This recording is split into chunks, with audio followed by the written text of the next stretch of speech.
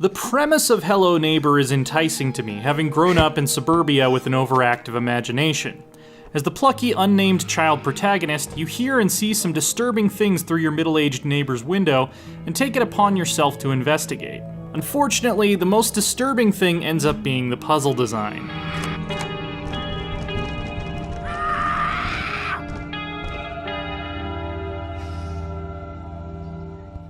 The ultimate goal of each of Hello Neighbor's 3 acts is to find a way into the neighbor's basement and uncover what he's hiding while he roams around trying to find you and kick you out. The simple stealth system gets annoying pretty quickly, especially on the earlier levels where the house is so cramped that the neighbor was practically on top of me all the time, no matter where I was. The floor plan gets larger and more elaborate across each of the 3 acts, but getting caught so often early on had already dulled the tension by then.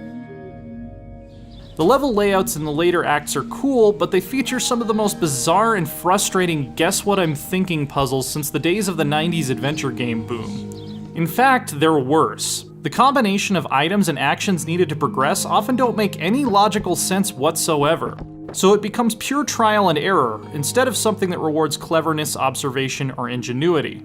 To give one example, I had to freeze a pool of water so I could walk across it by putting a globe recovered from an obscure corner of the house in the neighbor's freezer and then placing it on a pedestal. What? How does that freeze a pool? Hello Neighbor does an abysmal job of teaching you what kind of interactions are possible within its world and nudging you towards progress. There are rewards for navigating this labyrinth at least. The basement segments at the end of each act are effective at ratcheting up the creepiness and even presenting some outright horror. The overall mood and feeling that something is always just a little bit off is well constructed in terms of graphics and audio. Perhaps Hello Neighbor was always intended to be more of a community experience. Its complexity and oddball internal logic suggests some kind of Byzantine enigma box intended to be pecked away at by a group of people sharing discoveries online until someone finally reaches the end. But if that's the case, anyone who jumps in to play by themselves today will wish they'd stayed on their own side of the fence. For more, check out some Hello Neighbor gameplay footage.